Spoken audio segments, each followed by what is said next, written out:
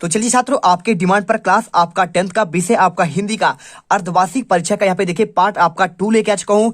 Part 1 में मैंने आपको ऑलरेडी क्वेश्चन नंबर आपका 7 तक का आंसर दे दिया था, और यदि आप पूरा 75 में से 75 नंबर चाहते हैं तो पूरा पेपर आप यहाँ पे अच्छे से एक बार देख लो। पहला पार्ट यदि आपने नहीं देखा है तो जाकर देख लीजिए। यहाँ पे आपका पार्ट 2 होगा, और पार्ट 2 में देखिए क्वेश्चन हमने आपको यहाँ पे पहला आंसर आपको दे ही दिया है। यदि आपने नहीं देखा है तो देखिए इसका आंसर आपका पे श्रृंगार वर्णन होगा, और दूसरे का आंसर आपका पे जयशंकर प्रसाद होगा, तीसरे का आंसर रामचरितमानस होगा, और चौथे का आंसर कैप्टन चश्मावाला होगा, और 5 का आंसर यहाँ पे आपका देखिए आपका यहाँ पे हो जाएगा सही नया होगा, और छठे का आंसर आपको यहाँ पे मधु कांकरिया होगा, और रिक्त स्थान का आंसर जो आपका पे देखिए सभी का आंसर यहाँ पे आपको दिया गया है। पहले का आंसर 1900 संवत या फिर 1843 ईस्वी होगा, दूसरे का आंसर यहाँ पे आपका शोक होगा, तीसरे का आंसर अन्नोक्ति होगा, इसके बाद देखिए चौथे का आंसर आपका यहाँ पे चोर, पांचवे का आंसर यहाँ पे द्विगु समास होगा, और छठे का आंसर धर्मचक्र होगा। इसके बाद देखिए सही जोड़ी का आंसर आपको यहाँ पे ऑलरेडी आपको यहाँ पे दिया गया है, तो आप यहाँ पे हर एक क्वेश्चन का आंसर आपको यहाँ पे मिला दिया गया है। तो आप यहाँ पे आंसर देखिए आपको यहाँ पे जम्मू कश्मीर होगा, तो आप अच्छे से कर लीजिए। इसके बाद आपका यहाँ पे एक शब्द में उत्तर दिया गया है। उत्साह कविता के कवि का नाम सूर्यकांत त्रिपाठी निराला होगा। कब की शोभा बढ़ाने वाले तत्व कहलाते हैं अलंकार।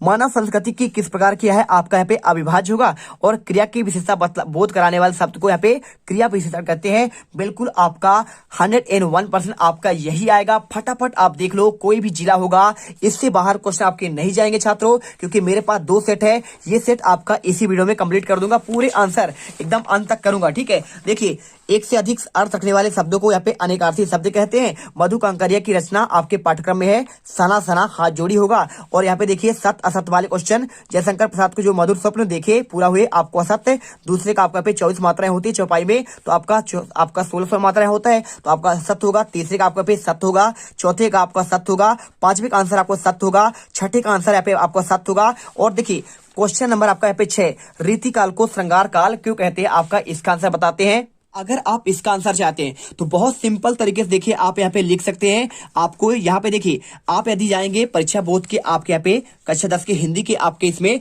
तो यहाँ पे आपको मिल जाएगा रीतिकाल। तो रीतिकाल में आपका यहाँ पे साफ साफ लिखा है रचनाओं के, देखिए रचनाओं में श्रृंगार रस की प्रधानता के कारण इस काल को यहाँ पे श्रृंगार काल का भी नाम दिया जाता है। तो आप इसे कर लीजिए, कोई आपका दिक्कत नहीं है, पूरा आंसर आपको नंबर मिल जाएंगे। इसके बाद लिखा है रीतिकाल का आपका समय कब से कब तक माना जाता है, तो आप चाहो तो आंसर यहाँ पे देखिए, यहाँ पे लिखा ना संवत की बात करें तो 1700 से लेकर आपका 1900 तक आपका पे रीतिकाल का समय माना जाता है। और इसके अलावा आप चाहो तो यहाँ पे आप ये भी कर सकते हो। देखिए रीतिकाल का समान परिचय आप जब देखेंगे तो आपको इसमें लिखे 1700 1900 आपका संवत हुआ, और वर्ष आप चाहो तो 1643 से आपका यहाँ पे 1843 ईस्वी तक आपका इसका आंसर हो जाएगा। अब इसके बाद देखिए क्वेश्चन आपका आता है, आत्मकथ कविता के माध्यम से प्रसाद जी के व्यक्तित्व की जो झलक मिलती है अपने आप को शब्दों पर लिखना है। तो इसका देखिए आपका क्वेश्चन आपका जो मिलेगा, आपको यहाँ पे पार्ट नंबर देखिए, आपको आत्मकथ आपका जो पार्ट है जयशंकर प्रसाद का, आपको इसी में इसका आंसर मिल जाएगा। देखिए आपको यहाँ पे ये लिखा गया है, आत्मकथ के आधार पर प्रसाद जी की ईमानदारी और साहस की झलक मिलती है, आपको स्पष्ट करना है। तो उत्तर लिख दीजिए, आमतौर पर व्यक्ति अपनी दुर्बलताओं अपनी कमियों को स्वीकार नहीं करता, परंतु प्रसाद जी ने सबके सामने उजागर किया कि वे साहसी हैं, ईमानदार हैं, और कहते हैं कि मेरे जीवन में कोई बड़ा या महान जीवन नहीं है, मेरी कोई उपलब्धि नहीं है, और उसकी सादगी और ईमानदारी को दर्शाता है। अब इसके बाद क्वेश्चन बात करें, यहाँ पे क्वेश्चन आपका अथवा का, परशुराम के क्रोध को लक्ष्मण ने धनुष टूट जाने के लिए कौन सा आपका तर्क दिए, तो इसका आंसर देखिए आपको यहाँ पे पार्ट नंबर कौन सा, आपको यहाँ पे पार्ट नंबर राम लक्ष्मण परशुराम संवाद में इसका आंसर आपको मिल सकता है। यहाँ पे आपका देखिए टूट जाने पर आपका यहाँ पे कौन सा आपका तर्क दिए थे, आपका ये क्वेश्चन पूछा गया है। तो आप चाहो तो देखिए आपको यहाँ पे 2 प्रकार से इसमें क्वेश्चन आपका दिया गया है। ठीक है, पहला आपको दिया गया है आपका ये देखिए क्वेश्चन, परशुराम के क्रोध में लक्ष्मण ने धनुष के टूट जाने पर कौन सा तर्क दिया। तो आप यहाँ पे पूरा आंसर यहाँ से लेकर आप यहाँ तक कर लीजिएगा, पूरा आंसर आपको इसे रटकर यहाँ पे आपको जाना है। ठीक है, कर लीजिए। इसके बाद आपका क्वेश्चन आता है, देखिए यहाँ पे आपका 2 प्रयोगवादी कवियों के नाम और उनके आपको एक एक आपको रचना बताना है। तो अगर आपको इसका आंसर करना है तो आप इसमें कहाँ पे जाएंगे, आपको यहाँ पे जाना पड़ेगा इसमें ये वाला आपको भाग पे। ठीक है, तो आपको देखिए आपका यहाँ पे छायावाद है, और इसके बाद आपका यहाँ पे मिलेगा रहस्यवाद, और इसके बाद आपका प्रकृतिवाद, और यहाँ पे आपको मिल जाएगा आपका यहाँ पे प्रयोगवाद। ठीक है, तो प्रयोगवाद के देखिए आपको यहाँ पे पूछा गया है 2 कवियों के नाम और उनके एक एक रचना। तो 2 कवि कौन कौन से देखिए आपका पे सच्चिदानंद हीरानंद बादशाहन आगे हैं, इनके आपके 2 रचनाएं देख लीजिए, आंगन के पार और बाबरी और अहेरी और गजानन मानव मुक्तिबोध भी है। तो आप इसमें चांद का मुंह टेढ़ा और आप इसे भवानी प्रसाद मिस करिए तो गीत परोस और आपका चकित है दुख। और इसमें से आपको दो आपको कवि लिखना है और उनकी आपको एक एक आपको रचना याद कर लेना है। जो आपसे बने आप कर लीजिए, कोई आपका दिक्कत है नहीं इसमें। इसके बाद देखिए क्वेश्चन यहाँ पे नई कविता के आपके दो प्रमुख आपको विशेषता बतानी है।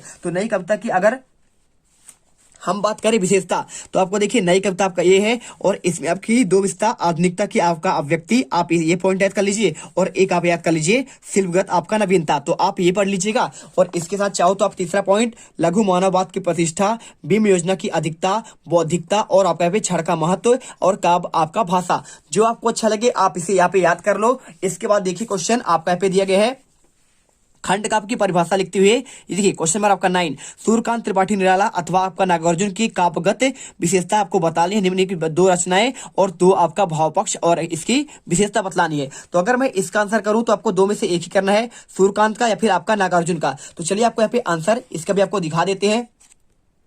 तो देखिए अगर मैं इसके आंसर की बात करूं तो आपको सूर्यकांत त्रिपाठी निराला के बारे में आपको यहाँ पे आंसर कर लेना है। रचनाएं देखिए आपको यहाँ पे दिया गया है अनामिका, परिमल, गीतिका, कुरकुरमुत्ता, नए पत्ते, राम की भक्ति पूजा, तुलसीदास। आप इसे अच्छे से याद कर लीजिए और इनकी आपको साहित्यिक आपको विशेषता बतलानी है। अथवा में आपको नागार्जुन का दिया गया है तो देखिए नागार्जुन का वास्तविक नाम वैद्यनाथ मिश्रा है और इनकी आपकी रचनाएं दी गई है युगधारा, सतरंगी पंखों वाली, तुमने कहा था, पुरानी ज्योतियों का कोरस और आपका कुछ उपन्यास दिए गए हैं। और साथ में आपको यहाँ पे देखिए कुछ आपके यहाँ पे मैथिली काव्य संग्रह दिए हैं और साहित्यिक आपको इसका विशेषता बतलानी है। तो आप इसे पढ़ लीजिएगा। साथ में आप चाहो तो यहाँ पे सूरदास का याद कर लीजिएगा, तुलसीदास का, क्योंकि आपका अलग अलग जिला पे आ रहा है तो आपको यहाँ पे चेंज भी हो सकता है। इसके अलावा आप यहाँ पे जयशंकर प्रसाद का कर लीजिए, कोई आपका दिक्कत नहीं है। आप इतने कर लेंगे 1 2 3 4 और आपका यहाँ पे 5, तो इससे बाहर आपका कोई भी आपका जिले पे पेपर आपका नहीं जाएगा। इसके बाद देखिए क्वेश्चन आपका यहाँ पे दिया गया है, क्या दिया है, खंड काव्य और खंड काव्य की परिभाषा और आपका यहाँ पे एक खंड काव्य का नाम पूछा गया है। बहुत ही सिंपल क्वेश्चन है। देखिए अगर आपको लिखना है खंड काव्य की परिभाषा तो आप यहाँ पे सिंपल तरीके से आपको यहाँ पे देखिए पूरा खंड काव्य का आपको यहाँ पे परिभाषा दिया गया है। जीवन के किसी आपको एक घटना का ही वर्णन इसमें आपका होता है खंड काव्य में, ठीक है। संपूर्ण चित्रण इसमें नहीं होता है, मात्र जीवन के किसी एक अंश का वर्णन होगा, वही आपका लिखा गया है। और इससे पूछा गया है देखिए खंड काव्य का आपको एक नाम लिखना है। तो देखिए मैथिली से गुप्त काव्य का पंचवटी है और इसके बाद नरोत्तम दास का आपका सुदामा चरित्र, जो आपको अच्छा लगे आप यहाँ पे देख लो। श्याम नारायण पांडे का आपको यहाँ पे हल्दी घाटी है, तो जो अच्छा लगे आप लिख लीजिए। इसके बाद देखिए यहाँ पे क्वेश्चन आपका चाहो तो आप महाकाव्य के बारे में भी आप यहाँ पे लिख सकते हैं। तो महाकाव्य के बारे में आपको यहाँ पे देखिए पूरा आपको परिभाषा यहाँ पे आपको दिया गया है, क्योंकि अलग अलग जिलों पर कुछ आपका चेंज होगा तो आपका महाकाव्य का आएगा और इसके आपके विशेषता देख लीजिए। और आपका पे रचयिता तो आप यहाँ पे तुलसीदास का रामचरितमानस, जयशंकर प्रसाद का आपका पे कामायनी, ठीक है। आप इतना याद कर लीजिएगा। मलिक मोहम्मद जायसी का आपका पे पद्मावत है, आप याद कर ही लीजिएगा। चलिए जयशंकर का यहाँ पे कामायनी दिया गया है। इसके बाद देखिए यहाँ पे कुछ खास है नहीं, स्थायी भाव और आपके यहाँ पे संचारी भाव में आपको यहाँ पे अंतर आपको लिखना पड़ेगा। तो स्थायी भाव और आपका संचारी भाव, चलिए आपको यहाँ पे इसका आंसर आपको दिखा देते हैं। तो स्थायी भाव और आपका यहाँ पे संचारी भाव में अंतर आपका यहाँ पे ये दिया गया है, तो आप अच्छे से यहाँ पे कर लीजिएगा। देखिए स्थायी भाव क्या होते हैं, शीघ्र आपका नष्ट नहीं होते, लेकिन आपका संचारी भाव बुलबुलों के भांति बनते और मिटते रहते हैं, यही आपका मेन पॉइंट है। आप देख लीजिए संचारी भाव की संख्या 33 मान जाती है, पूरा आप पढ़ लेना।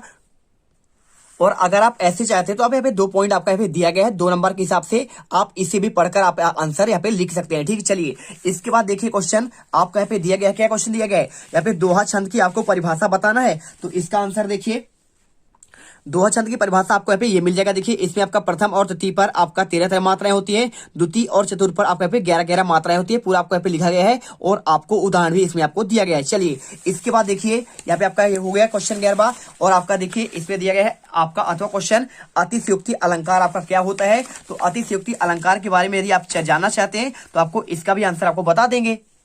तो देखिए ये रहा आपका यहाँ पे अतिशयोक्ति अलंकार होता है, जहां उपमेय में उपमान की लोक सीमा से बढ़कर प्रशंसा कीजिए, यानी आपका सीमा से बाहर आपका बढ़ा चढ़कर जहाँ पे वर्णन किया जाता है वहाँ पे अतिशयोक्ति अलंकार होता है। जैसे पड़ी अचानक नदी अपार, घोड़ा कैसे उतरे पार, राणा ने सोचा इस पार, तब तक चेतक था उस पार। आप यहाँ पे कर लीजिए। अन्योक्ति अलंकार भी आप चाहो तो यहाँ पे पढ़ लेना। और इसके अलावा देखिए यहाँ पे आपका मानवीकरण अलंकार है, आप इसे भी देख सकते हैं। और इसके अलावा अनुप्रास है, रूपक है, उपमा है और इसके बाद उत्प्रेक्षा और यहाँ पे आपका क्या है, श्लेष अलंकार है। तो आप इनमें से देखिए क्वेश्चन आप पढ़ सकते हैं वार्षिक की दृष्टि से। इसके बाद आत्मकथा और आपका पे आत्मकथा की परिभाषा पूछा गया है, साथ में आपका एक आत्मकथा आपको नाम पूछा गया है। अगर मैं इसके आंसर की बात करूं तो आप इसका आंसर देखिए परिभाषा में आपको यहाँ पे लिखना पड़ेगा। आपको सिंपल तरीके से देखिए, आत्मकथा अंग्रेजों के ऑटोबायोग्राफी कहते हैं। इसमें लेखक तटस्थ होकर अपने गुण दोषों का आपका वर्णन करता है। एक लेखक की बात की जाए तो भारतेंदु, कुछ आप बीती जगबीती आप यहाँ पे कर सकते हैं, पूरा आपको इसमें दिया गया है। साथ में आपको यदि